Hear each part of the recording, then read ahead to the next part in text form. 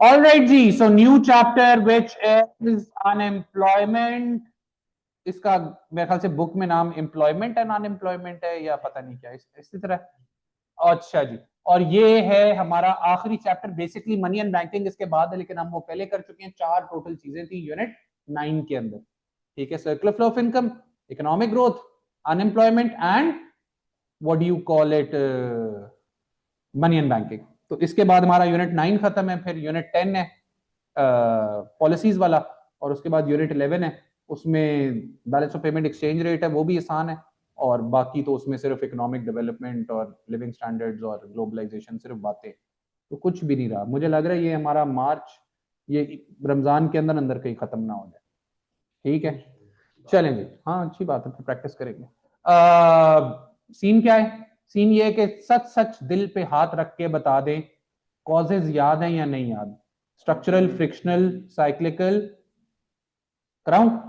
करा, बहुत ही नालायक लोग हैं। याद है सर। अब तो बोल दिया, अब नहीं कराऊंगा, नहीं कर लें, चलें स्पीड मारे जल्दी से, बस मैं क्विक रिकैप दूंगा, जल्दी से रिवाइज कर लें। रिकैप, क्विक रिकैप कैसे? पॉइंट्स में ही करेंगे और किस में करेंगे? ऐसे बनाए ना, फिर इस तरह वो कवर हो जाएगा ना, सारा याद आ जाएगा। तीन मेजर रीजंस हैं अनएम्प्लॉयमेंट के, तीन मेजर कॉजेज है, तीन मेजर टाइप्स, यही रीजंस टाइप्स है, जल्दी से बता दें क्या थे। फ्रिक्शनल अनएम्प्लॉयमेंट, और इनकी, ये आपको बैकग्राउंड मतलब प्री रेक्विजिट नॉलेज में ये जरूरी है। फ्रिक्शनल अनएम्प्लॉयमेंट, स्ट्रक्चरल अनएम्प्लॉयमेंट,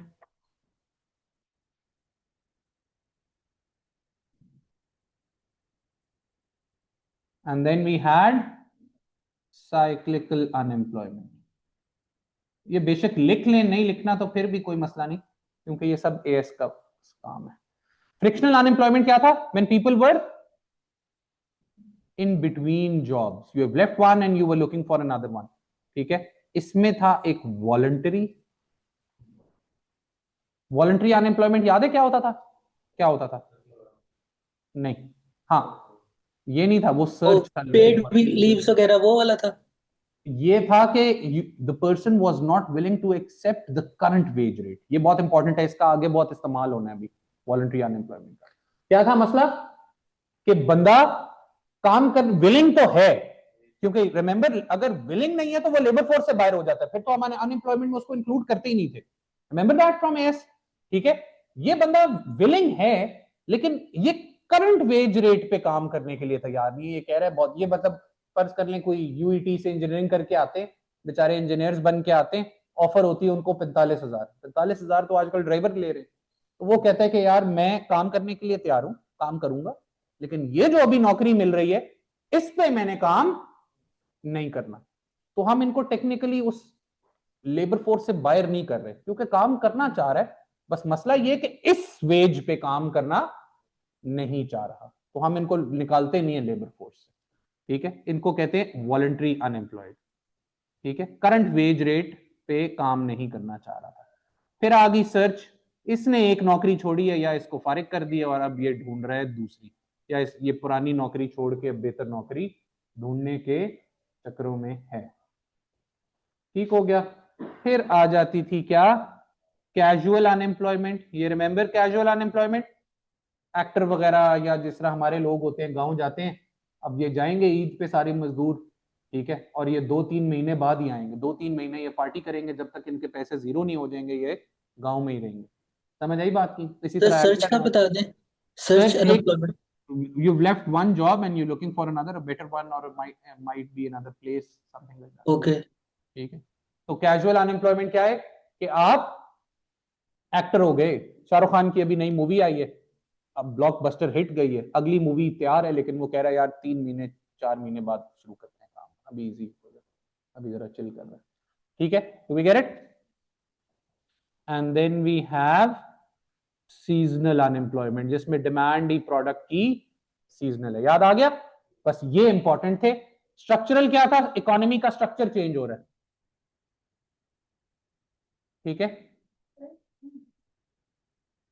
एक नौकरी छोड़िए दूसरी ढूंढ रहे, ठीक है, ये शॉर्ट टर्म होती थी, ठीक है, स्ट्रक्चरल लॉन्ग टर्म होती। Structure is changing.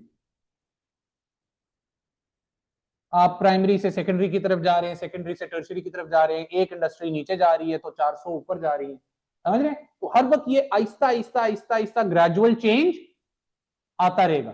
Structure economy का हर वक्त चेंज होता रहता है, ठीक है। इसके रीजंस क्या थे? इसका एक रीजन था what do you call it, technological, technology ने टेक ओवर कर लिया।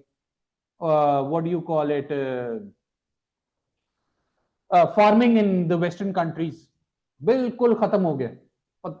Thousands of acres of land, और बंदे कितने काम कर रहे हैं? दो, क्योंकि मशीनें इस किस्म की आ गई हैं कि जरूरत ही नहीं है किसी काम करने। तो टेक्नोलॉजिकल अनएम्प्लॉयमेंट था।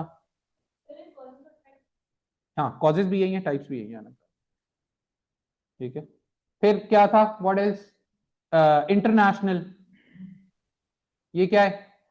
डंपिंग की वजह से या फिर वैसे ही कंपैरेटिव एडवांटेज वाली कोई नई इंपोर्ट्स खुल गई, या इंपोर्ट पहले बैन थी अब खुल गई, तो वो इतनी सस्ती थी, उन दूसरी कंट्री को कंपैरेटिव एडवांटेज था बहुत ज्यादा, वो खा गई आपकी सारी नौकरी। पाकिस्तान के अंदर वो टॉयज मार्केट, ये टॉय इंडस्ट्री थी पाकिस्तान की, प्लास्टिक की चीजें छोटी मोटी बनती थी शेखुपुरा बेल्ट के अंदर, सब खत्म हो गई, क्योंकि जो चीज आप 200 की बनाते थे, चाइना ने वो 10 रुपए की बना दी। तो किधर आपने चलना था चाइना के साथ? वो सब खत्म हो गया। अब कोई टॉय देखा है मेड इन पाकिस्तान? पहले मेरे जमाने में एक ट्रक आता था बड़ा जबरदस्त रंग का, प्लास्टिक का होता था, उसके अंदर डिफरेंट मॉड्स होते थे, सब गॉन फिनिश्ड, अब सब चाइना है।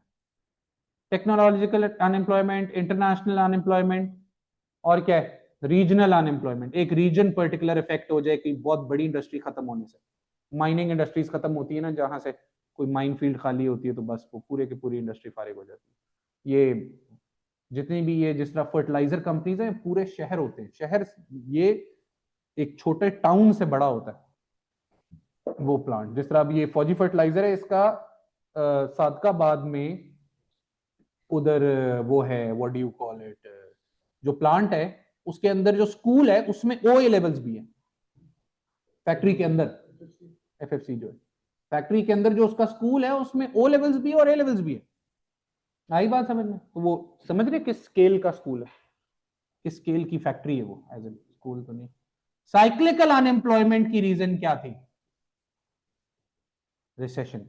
फ्रिक्शनल और स्ट्रक्चरल अनएम्प्लॉयमेंट को आप कभी भी जीरो नहीं कर सकते थे। स्ट्रक्चरल और फ्रिक्शनल कभी भी जीरो, साइक्लिकल अनएम्प्लॉयमेंट जीरो हो सकती है, और इसका आगे बहुत रोल है। रिसेशन में जब है, इसको डिमांड डेफिशिएंट अनएम्प्लॉयमेंट भी कहते थे, ठीक है, रिमेंबर दिस। खैर अभी ये आने वाला है दोबारा। Aggregate demand for labour was not equal to aggregate supply of labor, ठीक है, सप्लाई ज्यादा है और एग्रीगेट डिमांड फॉर लेबर कम है, ये था साइक्लिकल अनएम्प्लॉयमेंट। याद है या भूल गए? ये अभी याद आ जाएगा आपको। Is this clear? आ जाएंगे। ये था एएस सारा। अब आ जाए A2 में, फुल एम्प्लॉयमेंट। तो इसमें सप्लाई ज्यादा डिमांड कम है कि डिमांड ज्यादा सप्लाई कम है? डिमांड ज्यादा है तब तो एक्सेस सरप्लस हो जाएगा ना, मतलब सप्लाई जी। ज्यादा है, more people are willing and able to work but they can not okay. Find work because the demand for labour is, supply ज्यादा है, डिमांड कम है। देखो ना ग्राफ में क्या है, सप्लाई ये, डिमांड ये, फुल एम्प्लॉयमेंट। अच्छा जी, अब आप लोग दिल में सोचते होंगे कि यार ये क्या चक्कर है, ये कह देते हैं कि फुल एम्प्लॉयमेंट पे इकोनॉमी, एक इकोनॉमी फुल एम्प्लॉयमेंट पे कैसे हो सकती है? चलो कैपिटल की समझ आती है, capital, man made goods and services सारे यूटिलाइज हो रहे हैं। लैंड की समझ आती है, जितने डिस्कवर्ड रिसोर्सेज हैं वो सारे निकल रहे हैं, वो सारे यूज हो रहे हैं, ठीक है। एंटरप्राइज की भी समझ आती है, जितने लोग एंटरप्रेन्योर बनना चाहते हैं वो बन गए और काम कर रहे हैं, रेडी से लेके बड़ी से बड़ी इंडस्ट्री तक। लेबर की कभी समझ नहीं आती होगी आपको कि यार लेबर कैसे, मतलब जापान हो गया, फिनलैंड हो गया, स्विट्जरलैंड हो गया, जितना मर्जी डेवलप्ड कंट्री है, अमेरिका हो गया, कोई दो चार तो होंगे जो नौकरी छोड़ के फारिग बैठे में या ढूंढ रहे हैं या स्विच कर रहे हैं, है ना? तो एवर वंडर्ड कि फुल एम्प्लॉयमेंट कैसे आ गई? क्योंकि हमारा रूल ऑफ थंब है, हम कहते हैं ये वेरी करता है कि 3% पे अगर आप अनएम्प्लॉयमेंट को ले आए, अगर आप अनएम्प्लॉयमेंट को ले आए किधर 3% पे, तो क्या होगा?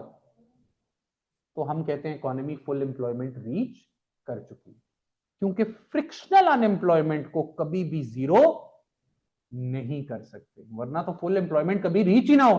वरना तो जो हम ये कहते थे कि पीपीसी के ऊपर ऑपरेट कर रहे हैं, या ये हम कहते हैं ये देखें एलआरएस यहां पे पहुंच गया है, तो फिर कैसे होता था?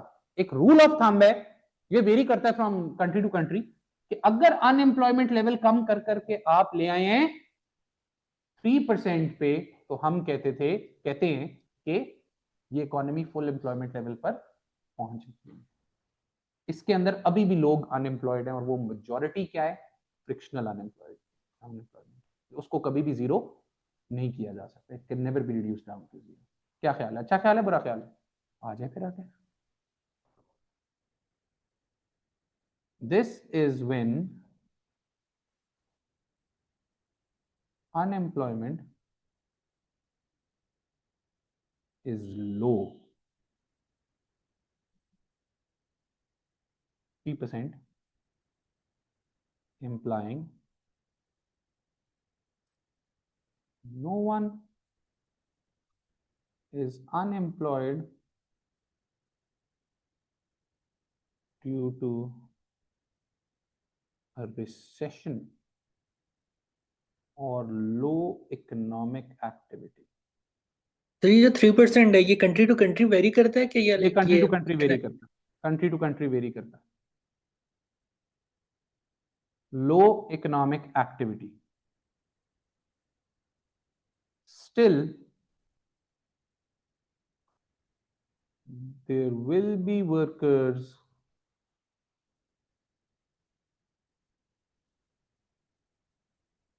who are unemployed, ब्रैकेट में mainly frictional.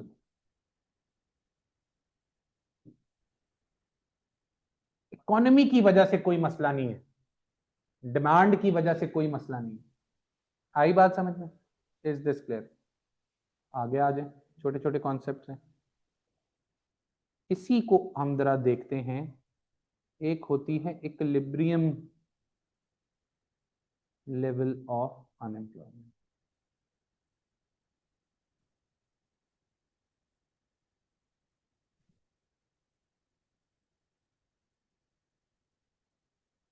Equilibrium level of unemployment, this is when the market, labor market,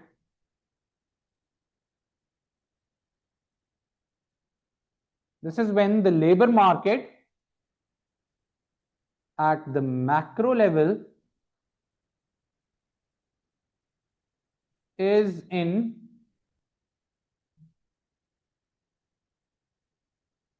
equilibrium. This is when the labor market at the macro level is in equilibrium. However, there will still be frictional unemployment,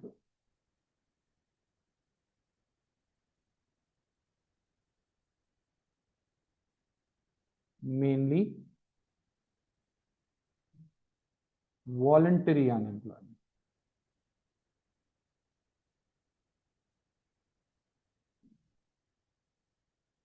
Some workers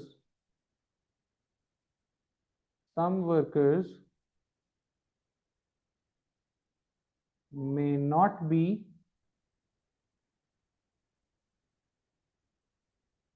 willing to accept the current wage rate.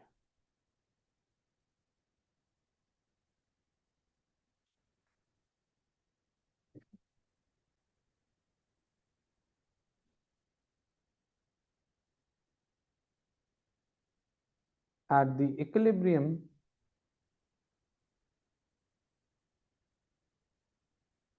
ADL, which is aggregate demand for labor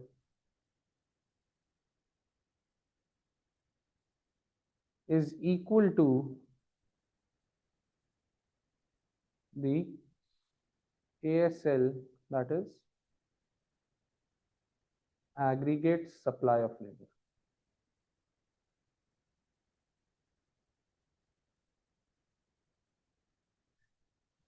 However, workers from aggregate labor force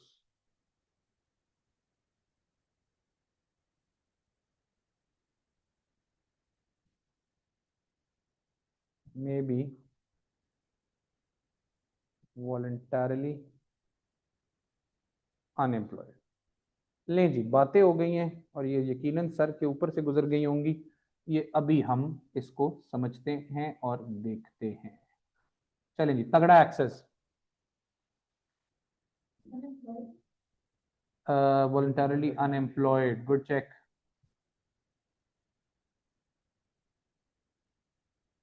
Unemployed.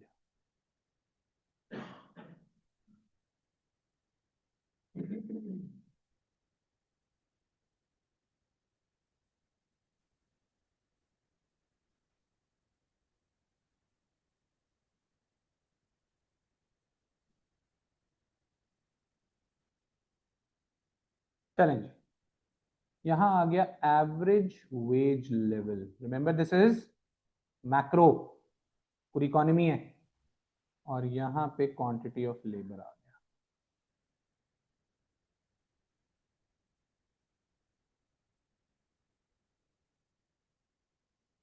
अब बात को समझना है, बात थोड़ी सी technical है, ज्यादा technical भी नहीं।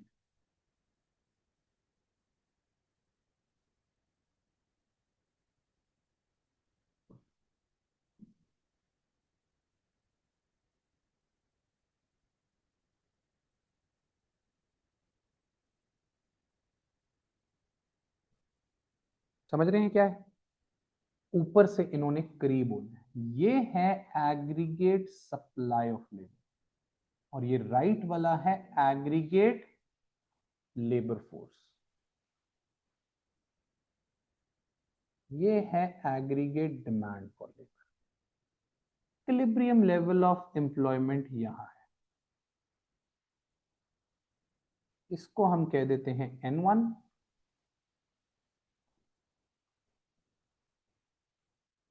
इसको W1, और इसको हम कह देते हैं N2। ले जी, बात को समझे। लेबर मार्केट मैक्रो लेवल पे इक्विलिब्रियम पे, मतलब जितनी सप्लाई है लेबर की, उतनी लेबर की डिमांड भी है। लेबर की जितनी सप्लाई है, उतनी लेबर की डिमांड भी है। Do we understand this? फिर भी कुछ लोग अनएम्प्लॉयड हैं। वो कौन लोग हैं जो अनएम्प्लॉयड? नहीं, और उसमें फ्रिक्शनल में कौन? मेनली ये वॉलंटरी अनएम्प्लॉयड है। क्यों? ये लोग लेबर फोर्स का हिस्सा तो हैं, लेकिन ये लोग, क्या मसला है इनका? ये कह रहे हैं यार इस तनख्वाह पे हमने काम नहीं करना। बात समझ रहे हैं? इसीलिए at higher wage levels aggregate labour force और एग्रीगेट सप्लाई ऑफ लेबर दोनों क्या हो रहे हैं? मर्ज कर रहे हैं, दोनों करीब हो रहे हैं, क्योंकि हायर वेज लेवल्स पे वॉलंटरी अनएम्प्लॉयड लोग बहुत कम रह जाएंगे। वॉलंटरी अनएम्प्लॉयड लोग बहुत कम रह जाएंगे, लेकिन वेज जितनी नीचे आएगी, वॉलंटरी अनएम्प्लॉयड लोग बहुत ज्यादा होंगे। These are people who are not willing to accept the current wage rate. Workers willing to work. और फिर वही आप में से इससे पहले कोई पूछे कि सर फिर ये लेबर फोर्स में कर क्या रहे हैं, क्योंकि इन्होंने ये नहीं कहा कि हमने काम करना ही नहीं है, इन्होंने कहा हमने काम करना है, विलिंग भी है, एबल भी है, काम ढूंढ भी रहे हैं, लेकिन मसला क्या है, इस तनख्वाह पे काम नहीं करना। इनका ये मसला है। Workers willing to work, however not willing to accept the current wage rate। तो इसको हम क्या कहते हैं, equilibrium level of unemployment।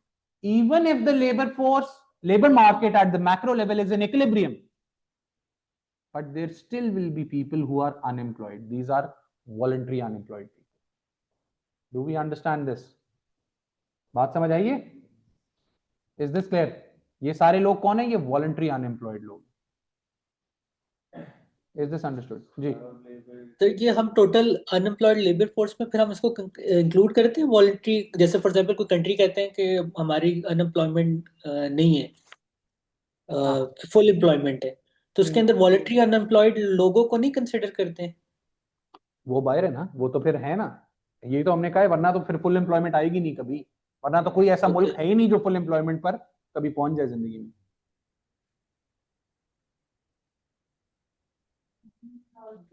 Sir वो फुल एम्प्लॉयमेंट की सेकंड लास्ट लाइन में नहीं लिख पाया था सर, अगर सीजनल और वो नहीं नहीं सर, जो आपने इससे पहले पैराग्राफ लिखा था ना फुल एम्प्लॉयमेंट का। एक सेकंड, ये सर हाँ बस। जी, अब आप बोले मानूर।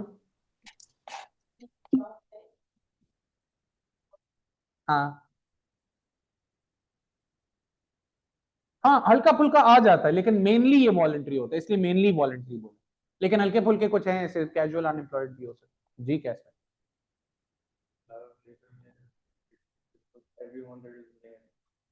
सप्लाई ऑफ लेबर में नहीं, एग्रीगेट लेबर फोर्स में हर बंदा है, पूरी एग्रीगेट लेबर फोर्स है, हर बंदा जो काम कर सकता है, करना चाहता है। और सप्लाई में वो है जो इस तनख्वाह पे भी काम करने के लिए तैयार है। डिफरेंस क्या है दोनों का?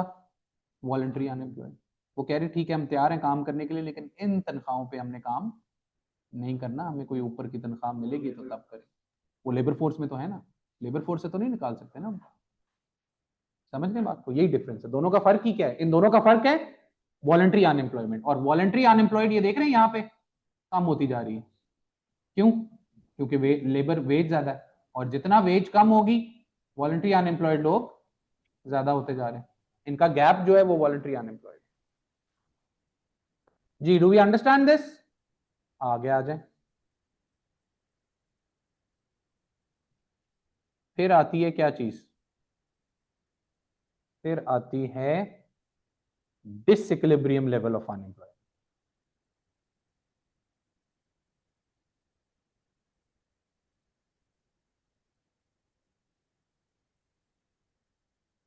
डिसइक्विलिब्रियम लेवल ऑफ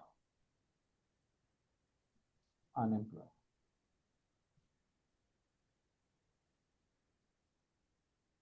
ये डिसइक्विलिब्रियम लेवल ऑफ अनएम्प्लॉयमेंट क्या है? ये है मसला आपके साथ, आपके मुल्क के साथ। क्या मसला है?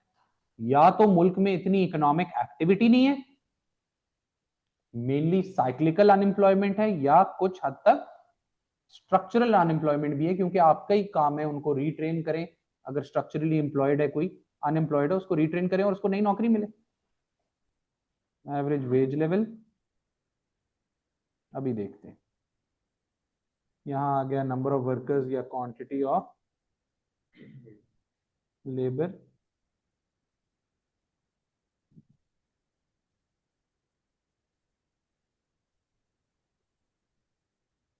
aggregate supply of labor, aggregate labor force, ये ऊपर करके ये वेज लेवल चल रहा है मार्केट में। इस वेज पे ये तो है ही है, वॉलंटरी वालों का तो अपना मसला साइड पे चल ही रहा है। वो कहते हैं नहीं ये तनख्वाह भी कम है, हमने नहीं करना भाई काम। ये मेनली फ्रिक्शनल है, लेकिन उसके अंदर वॉलंटरी भी है, N1 N2, ये क्या चक्कर है?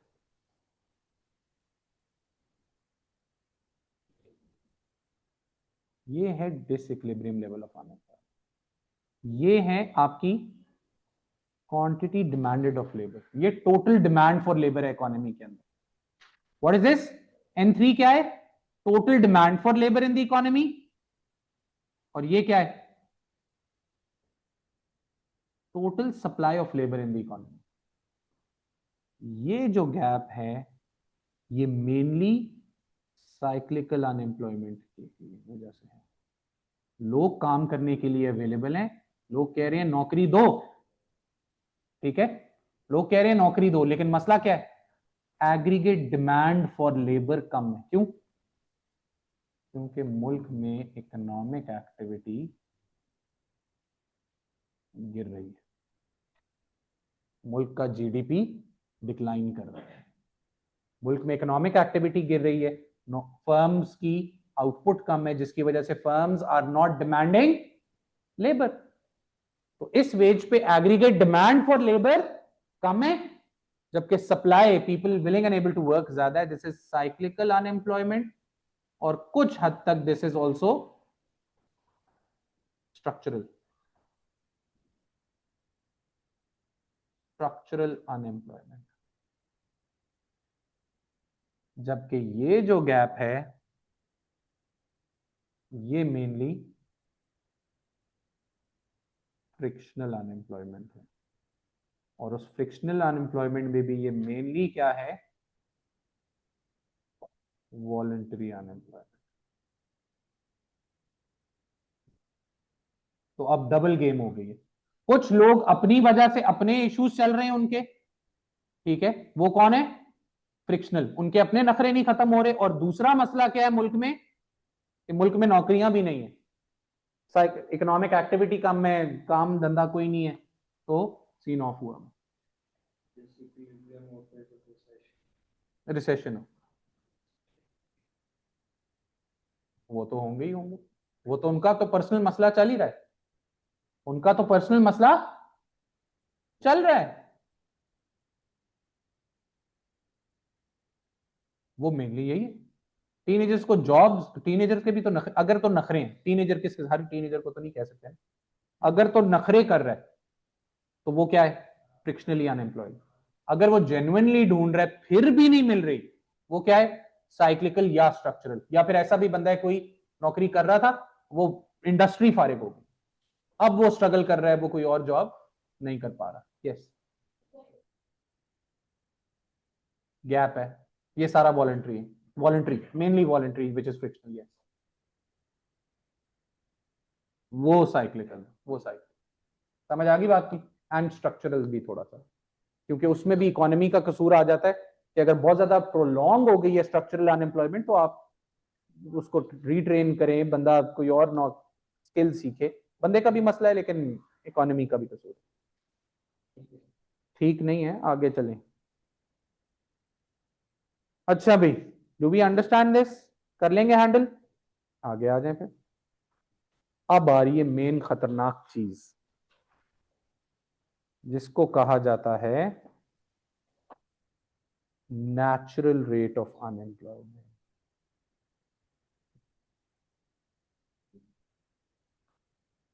नेचुरल रेट ऑफ अनएम्प्लॉयमेंट, ये समझ कल आएगा, अंग्रेजी थोड़ी सी आज होगी। This is when the economy is at full employment.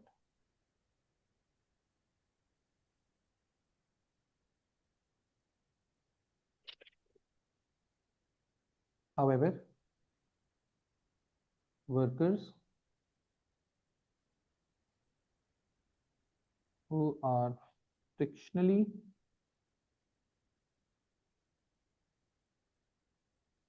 and a few structurally unemployed workers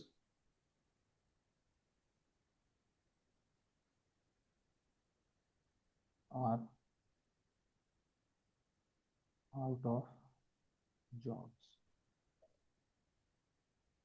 तो ये तो वही हो गया फुल एम्प्लॉयमेंट लेवल, है ना? ये तो फुल एम्प्लॉयमेंट लेवल ही हो गया। इसमें थोड़ी सा एक कैच है। The classicals call it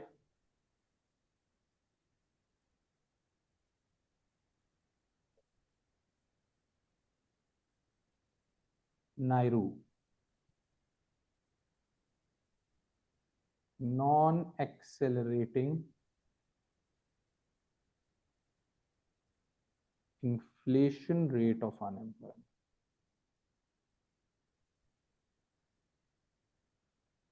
The classicals call it NAIRU, non-accelerating inflation rate of unemployment.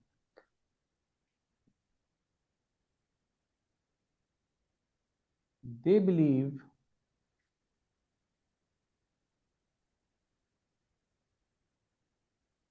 that if an economy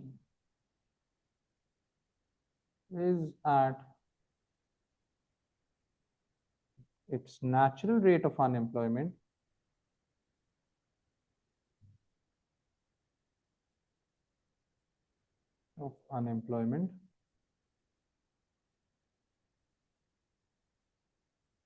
the inflation rate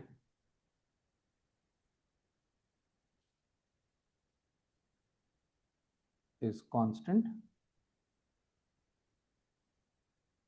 and the economy will remain at its natural rate of unemployment. This concept can be understood. This concept can be understood by the long run Phillips curve. ले जनाब, गुजर गया sir के ऊपर से। यही तो इसकी गेम है। ये अब एक टेक्निकल काम है जो कि कल खतरनाक काम है। ठीक है, नायरू हमें समझ आएगा, नेचुरल रेट ऑफ अनएम्प्लॉयमेंट अगली वीडियो में, जो कि और आपको कब समझ आएगा? अगले परसों, क्यों कल नहीं था, हमें समझ आएगा कल। ठीक हो गया? तो ये नेचुरल रेट ऑफ अनएम्प्लॉयमेंट खतरनाक चीज है, उसको हमें फिलिप्स कर्व के थ्रू समझना पड़ेगा। क्या होता है, कैसे होता है, क्यों होता है, कब होता है, ये पता चलेगा नेक्स्ट वीडियो में। सी यू, टेक केयर, अल्लाह हाफिज।